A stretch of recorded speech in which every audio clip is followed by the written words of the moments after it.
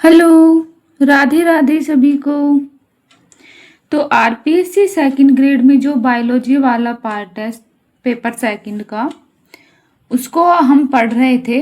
Plant taxonomy start की हुई है, जिसमें हमने जो जीवाणु और माइकोप्लाज्म है उसको कंप्लीट कर लिया था।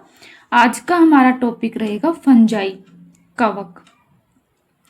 हम कंप्लीटली इसमें जो plant taxonomy, Thallophyta, bryophyta, gymnosperm, angiosperm और उससे पहले जो टेरिडोफाइटा है, उन सबको एक एक करके कंप्लीट कर लेंगे। ठीक है, तो आज हम ये स्टार्ट करते हैं फंजाई वाला पार्ट। चलिए, कवक या फंजाई, इसका प्रभाग कौन सा आता है? माइकोटा। माइकोटा प्रभाग में ये देखने को मिलता है। और इसमें हम देखते हैं कि माइकोटा के भी मिक्सोमाइकोटिन और यूमाइकोटिना में, मिक्सोमाइकोटिना में 1 वर्ग आता है और यूमाइकोटिना में 8 वर्ग आते हैं।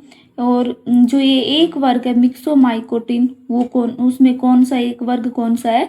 मिक्सोमाइकोसिटीज, मिक्सोमाइकोसिटीज।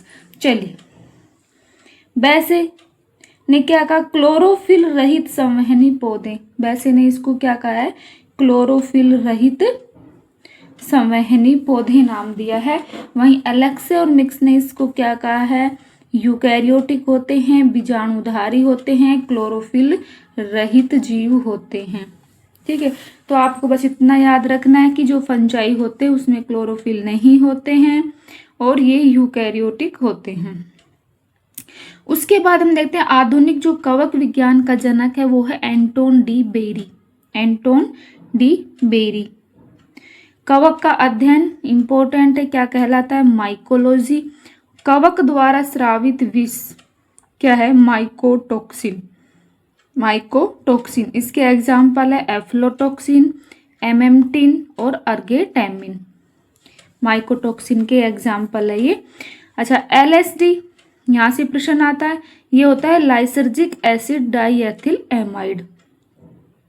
Lysergic acid diethyl amide. आवास, प्रकाश की उपस्थिति और अनुपस्थिति सभी प्रकार के ये वातावरण में मिलते हैं और ये कैसे होते हैं? सर्वव्यापी होते हैं। चलिए, उसके बाद हम इसमें देखते हैं कोप्रोफाइलस। गोबर पर उगने वाले जो कवक होते हैं उनको नाम दे दिया कोप्रोफाइलस। एग्जाम्पल होता है इसका पीलोबोलस। ठीक है, डायरेक्ट इसमें प्रश्न आता है कि गोबर पर उगने वाले कवक को क्या कहते हैं? कोप्रोफाइलस। एग्जाम्पल क्या हो गया? पीलोबोलस। वहीं काष्ठ पर उगने वाले को क्या कहेंगे? जाइलोफिलस। एग्जाम्पल देखिए तो पोलीपोरस। वहीं नाखून या बालों पर कीरेटोनोफिलस और कीरेटोनोडर्मा इसका एग्जाम्पल हो जाएगा। पेड़ की छाल पर उगने वाले को कोर्टिकोलस। वहीं जीवित कोशिका पर रहने वाले को परजीवी, इसका एग्जाम्पल क्या हो जाएगा? एल्बुगो। एल्बुगो क्या है? परजीवी। इंपॉर्टेंट याद रखना, एल्बुगो क्या है? परजीवी है। वहीं मृतोपजीवी जो मृत पोषक पर रहते हैं, मृत पोषक पर निर्भर रहते हैं, उनको म्यूकर और राइजोपस। ये इंपॉर्टेंट है। एल्बुगो क्या है? परजीवी। म्यूकर और राइजोपस क्या है? मृतोपजीवी। और जो राइजोपस होता है उसको गुलाबी फफूंद कहते हैं। पाइलोबोलस, घोड़े की लीद पर, घोड़े की लीद पर उगने वाले जो कवक होते हैं उनको कहते हैं पाइलोबोलस। कवक शरीर को बोलते हैं माइसीलियम या कवक जाल।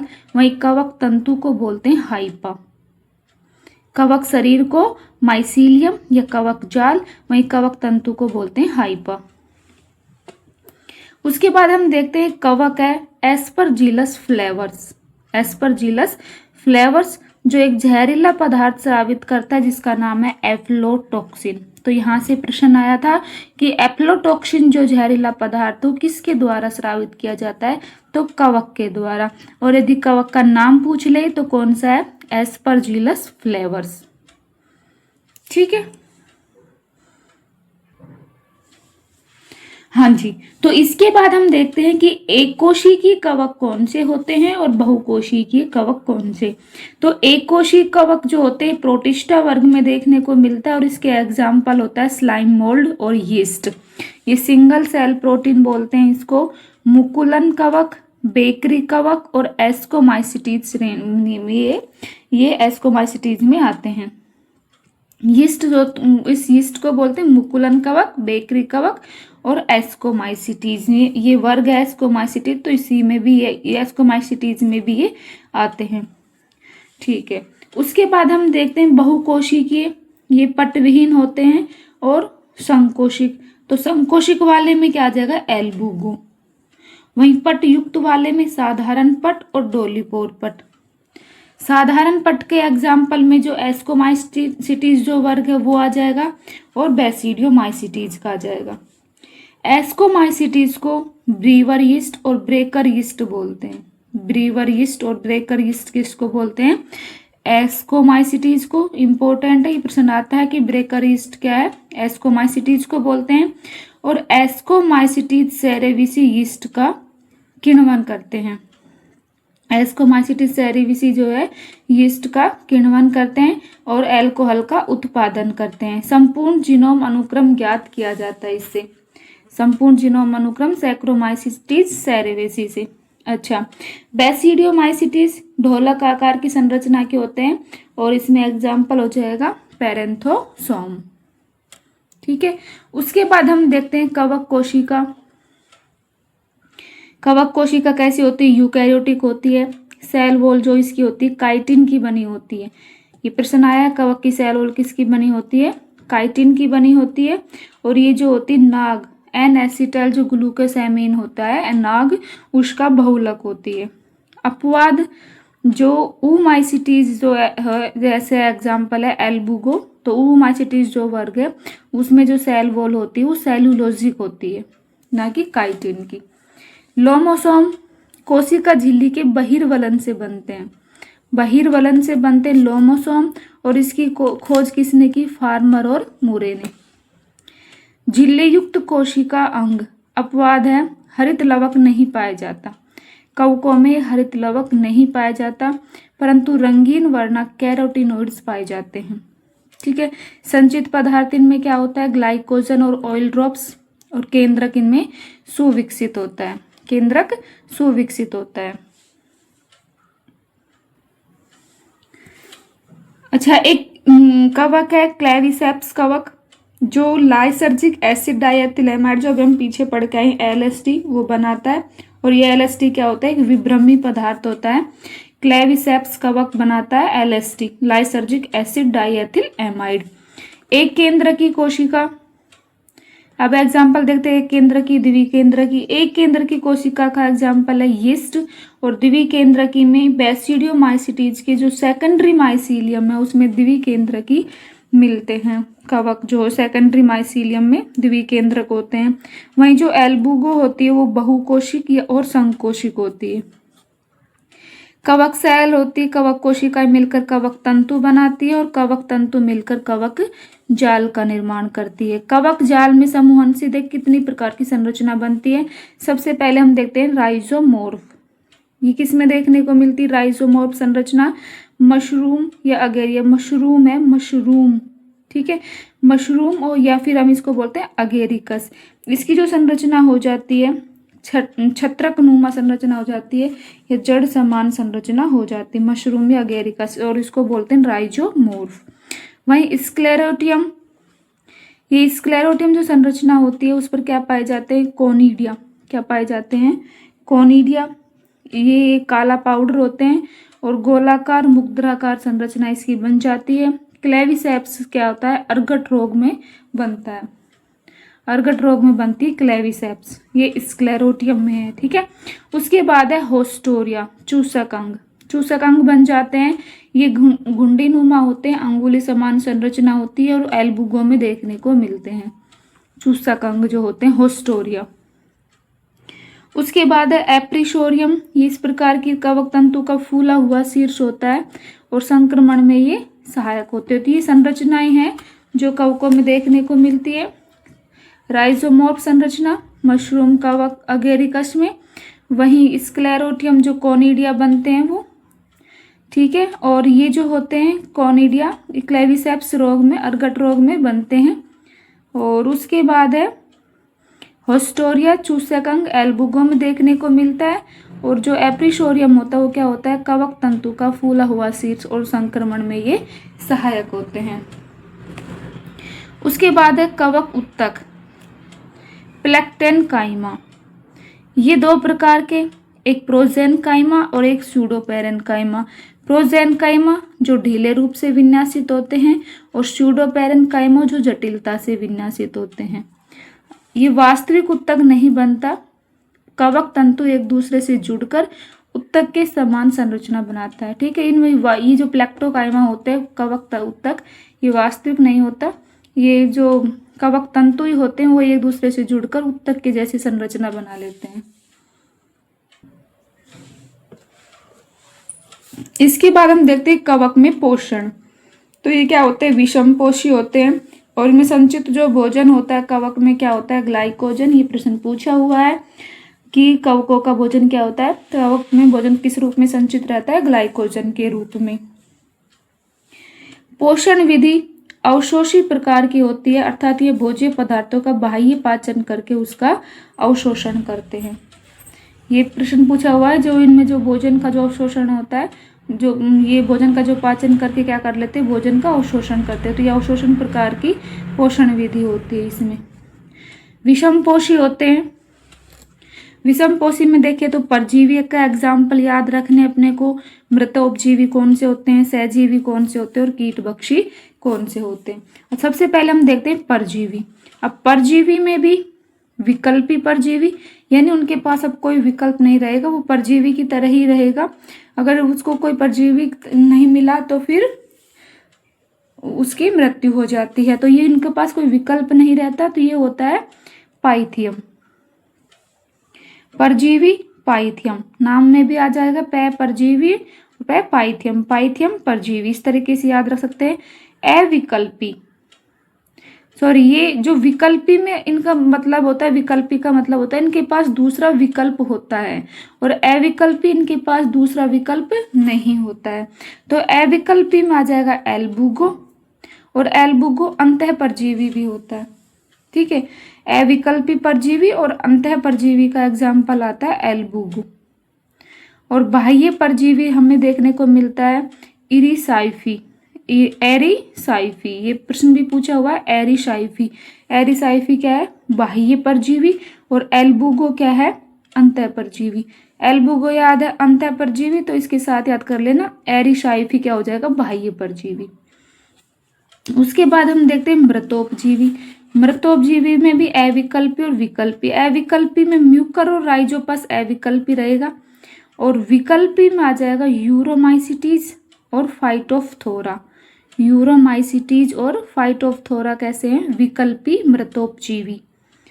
अच्छा, कीटभक्षी में डेक्टाइलेरिया और डेक्टाइलेला, ये कीटभक्षी कवक आते हैं, डेक्टाइलेरिया और डेक्टाइलेला। इसके बाद हम देखते हैं कि जो लाइकेन होती है वो कवक और शैवाल की योजक कड़ी होती है। तो कवक को हम फंजाई को बोलते हैं माइकोब्लांट, माइकोबायोंट। वहीं एल्गी जो होती है शैवाल, उसको हम बोलते हैं फाइकोबायोंट। ये इंपॉर्टेंट है। फंजाई को क्या बोल दिया, माइकोबायोंट, और शैवाल को क्या बोल दिया, एल्गी को फाइकोबायोंट। माइको और फाइको, ठीक है। अब ये जो इसमें जो ये लाइकेन होता है, इसमें कवक और शैवाल के बीच की योजक कड़ी होती है। तो जो शैवाल होता है वो भोजन निर्माण का कार्य करेगा, और वहीं जो कवक होता है, कवक का कार्य होता है जल का अवशोषण करना, खनिज का अवशोषण करना और सुरक्षा प्रदान करना, और साथ ही लैंगिक जनन में काम आते हैं। ठीक है, तो लैंगिक जनन का कार्य हो गया, जल अवशोषण, खनिज अवशोषण और सुरक्षा प्रदान करना माइकोबायोंट का कार्य। वहीं भोजन निर्माण फाइकोबायोंट यानी एल्गी का कार्य होता है। और जो लाइकेन होते हैं वो सर्वप्रथम उगने वाले पौधे होते हैं।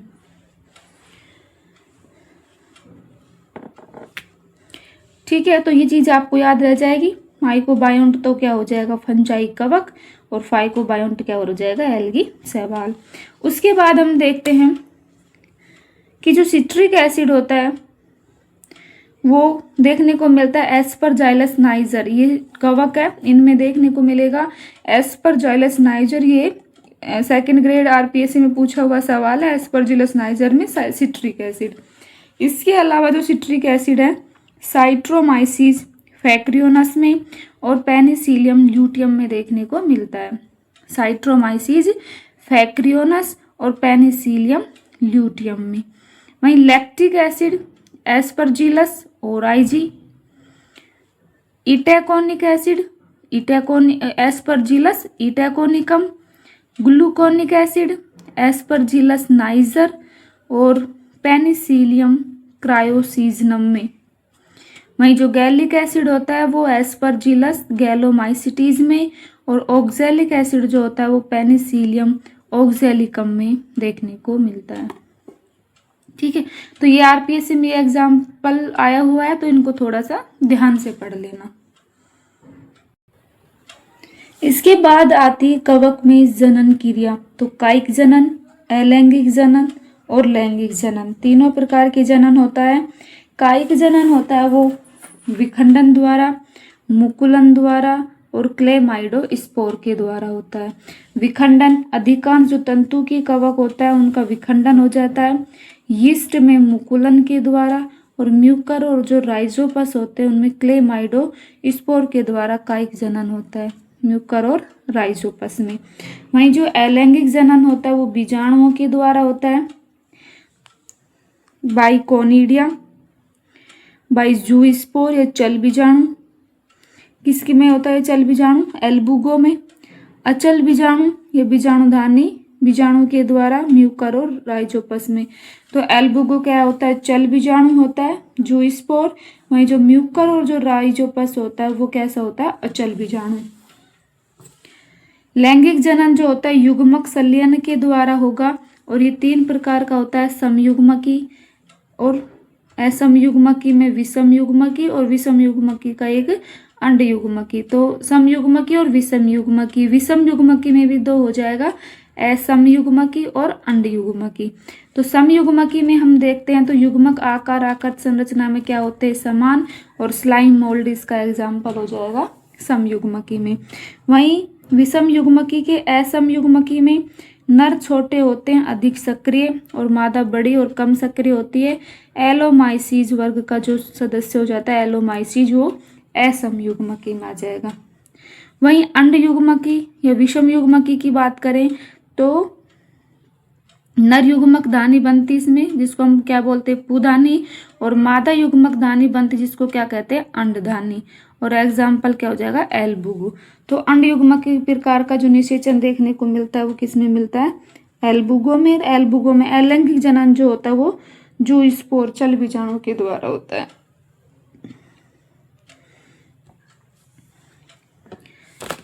क्लेमाइडोस्पोर, तंतु की कुछ कोशिकाएं मोटी भित्ति का निर्माण करके बीजाणु समान संरचना बना लेती है, जिसको क्या कहते हैं? क्लेमाइडोस्पोर। क्लेमाइडोस्पोर जब श्रृंखला रूप में परिवर्तित होती है तो इसे टोरूला स्टेज कहते हैं।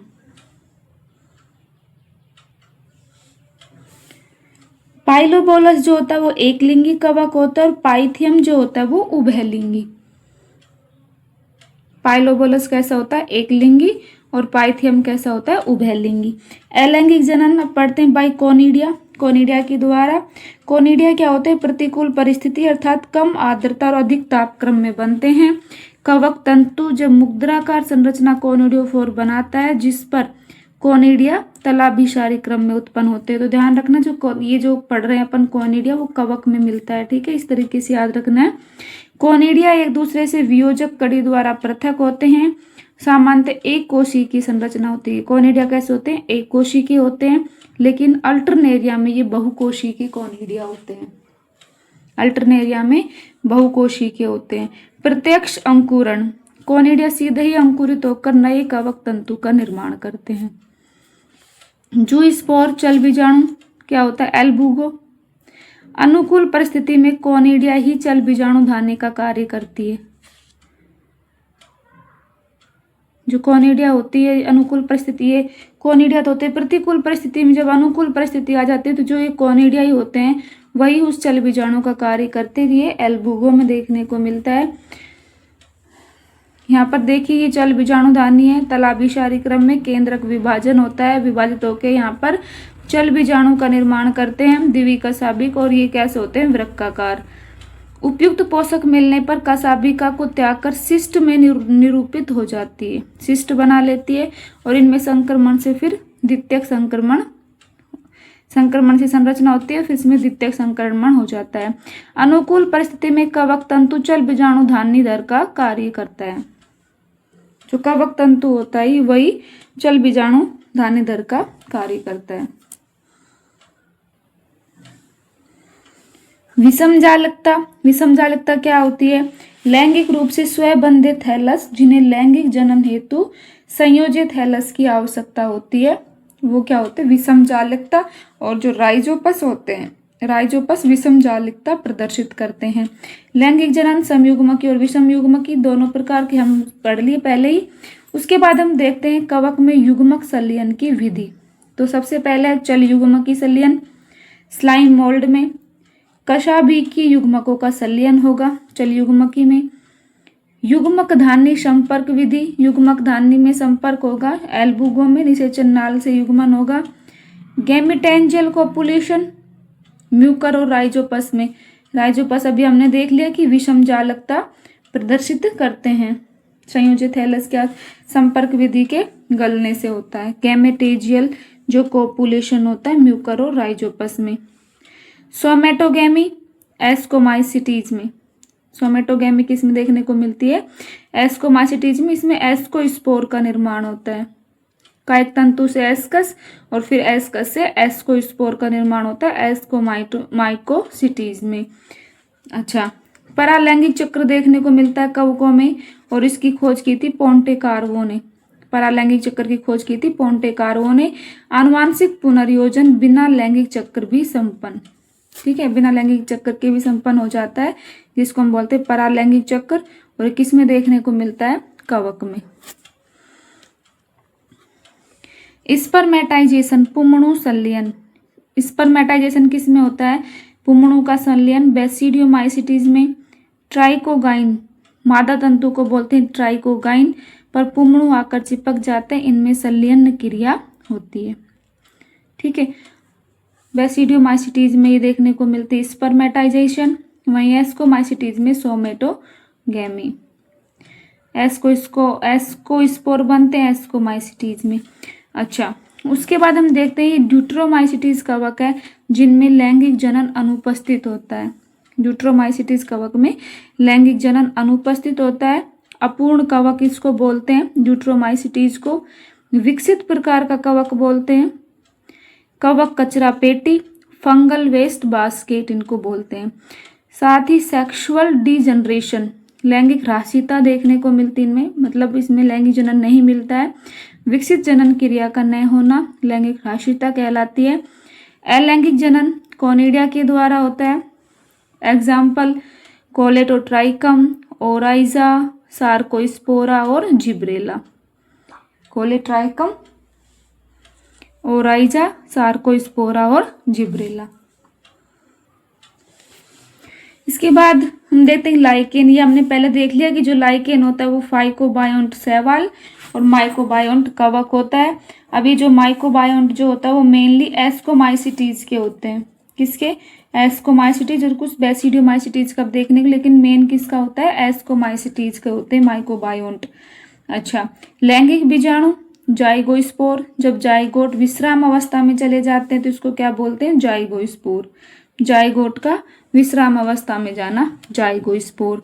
और ये जाइगोमाइसिटीज में देखने को मिलता है। ये ध्यान रखना कि जो म्यूकर और राइजोपस है वो जाइगोमाइसिटीज का एग्जाम्पल है। म्यूकर और राइजोपस जाइगोमाइसिटीज का है। उसके बाद ऊस्पोर, निषेचित अंडधान्य को ऊस्पोर बोलते हैं और ये ऊमाइसिटीज में रहेगा। एस्कोस्पोर एस्कस में बनने वाले बीजाणु, ये एस्कोमाइसिटीज में, और एस्कोमाइसिटीज का एग्जाम्पल याद रखना है एस्परजिलस, क्लेविसेप्स और न्यूरोस्पेरा। म्यूकर और राइजोपस तो किसके हो गए, जाइगोमाइसिटीज का। वहीं एस्परजिलस, क्लेविसेप्स और न्यूरोस्पोरा हो गया एस्कोमाइसिटीज का। एस्परजिलस, क्लेविसेप्स और न्यूरोस्पोरा। ठीक है, उसके बाद हम देखते हैं बैसिडियोस्पोर, बैसिडियो कार्प पर बनने वाले बीजाणु बैसिडियोमाइसिटीज आ जाएगा। इसके एग्जाम्पल बैसिडियोमाइसिटीज का पक्सीनिया, ओस्टिलेगो, स्मट, रस्ट और अगेरिकस, ये एग्जाम्पल हो जाएगा बैसिडियोमाइसिटीज की। तो ये एग्जाम्पल डायरेक्ट पूछते हैं किसके एग्जाम्पल है। तो सबसे पहले हमने जाइगोमाइसिटीज का देखा था, म्यूकरोराइजोपस, एस्कोमाइसिटीज का एस्परजिलस, क्लेविसेप्स और न्यूरोस्पोरा। वहीं बैसिडियोमाइसिटीज का हमने क्या देख लिया, पक्सीनिया, ओस्टिलेगो, स्मट, रस्ट और अगेरिकस।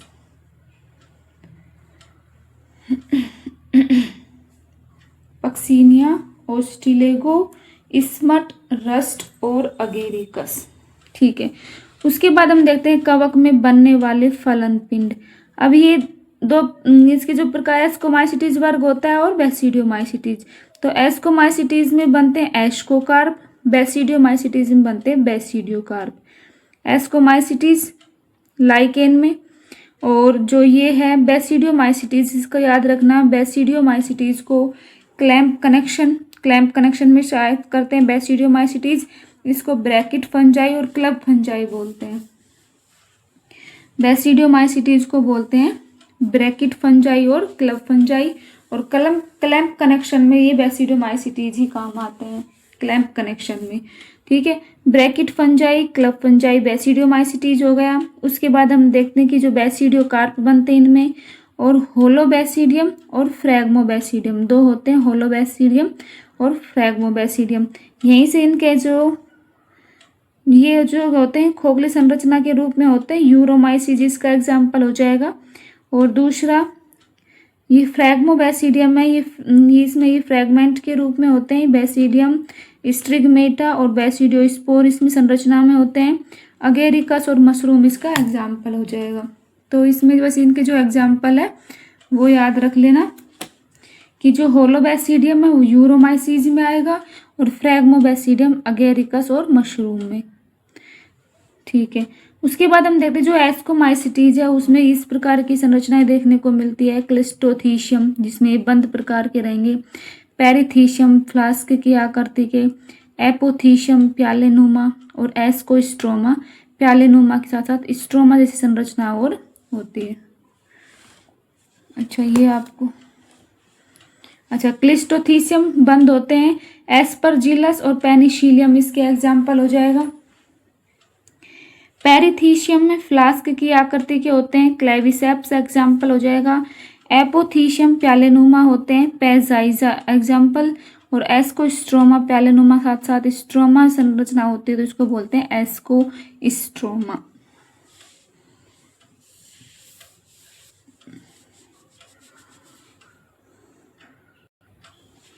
इसके बाद हम देखते हैं कवक जनित रोग। यहाँ से सवाल बनने के चांसेस ज़्यादा रहते हैं। कवक का देखिए कौन कौन से रोग होते हैं जो कवक के द्वारा होते हैं। गेहूं का स्लथ कंड या लूज कंड या ढीला जो कंड होता है गेहूं का, वो होता है ओस्टिलेगो ट्रीटिसाई, जो कवक है उससे, ओस्टिलेगो ट्रीटिसाई से। वहीं कवक के द्वारा गेहूं का, ये सभी गेहूं के ही है, गेहूं के तने का किट्टू जो रोग है पक्सीनिया ग्रैमिनिस से, और पाउडरी मिल्ड्यू एरिसाइफी पोलीगोनाई, और गेहूं का जो ब्राउन रस्ट है वो पक्सीनिया रिकोंडिटा, और गेहूं का येलो रस्ट है वो पक्सीनिया स्ट्राइफोर्मिस से होता है। और श्लथकंड गेहूं का स्फेसिलोथीका क्रुंटा, स्फेसिलोथीका क्रुंटा। तो ये कवक है जिनसे गेहूं के ये रोग हो रहे हैं। ठीक है, तो इस तरीके से इनको भी याद रखना है। दूसरा ये भी याद रखना है कि ये जो रोग है वो कवक से होते हैं। वहीं उसके बाद हम देखते हैं ज्वार का कवड़ स्मट, ज्वार का कवड़ स्मट स्फेलोथीका सोरघाई, स्फेलोथीका सोरघाई। आलू का अर्ली ब्लाइट अल्टरनेरिया सोलेनाई, और late blight Phytophthora infestans, Phytophthora infestans late blight. मूंगफली का टीका रोग सार्कोस्पोरा पर्सोनेटा या सार्कोस्पोरा कैंडिडा। राई का इरगट रोग क्लेविसेप्स परप्यूरिया। गन्ने का रेड रोग या लाल सड़न रोग कोलियोट्राइकम फाल्केटम। सरसों का मृदु रोमिल रोग पेरेनोस्पोरा पैरासिटिका। बाजरे का हरित बाल ग्रीन ईयर स्क्लेरोस्पोरा ग्रेमिनिकोला। और बाजरे का डाउन मिल्ड्यू रोग कंड रोग टोलिपोस्पोरियम पेनी। ये जो है इसको बाजरे का डाउन मिल्ड्यू रोग बोलते हैं। और इसका जो कंड रोग होता है टोलिपोस्पोरियम पेनिसिलेरियाई। टोलिपोस्पोरियम पेनिसिलेरियम इसका कंड रोग होता है। मटर का चूर्णिलासिता रोग एरिसाई फिसोरघाई। क्रूसीफर का सफ़ेद कीट रोग एल्बुगो कैंडिडा। वहीं हम देखते हैं कि यहाँ से प्रश्न आता है कि red mould Neurospora crassa, black mould Penicillium digitatum, green mould Aspergillus niger और पिंक मोल्ड जो होता है वो सिरार्सिया मार्सिसेज के कारण होता है। तो ये कवक थे और ये साइड में इनके रोग है। ठीक है, तो इनको थोड़ा सा अच्छे से आप पढ़ लेना। तो ये हमारा आज का ये जो कवक वाला चैप्टर है कंप्लीट हो जाता है। वीडियो अच्छी लगी तो लाइक करना और चैनल को सब्सक्राइब करना। धन्यवाद।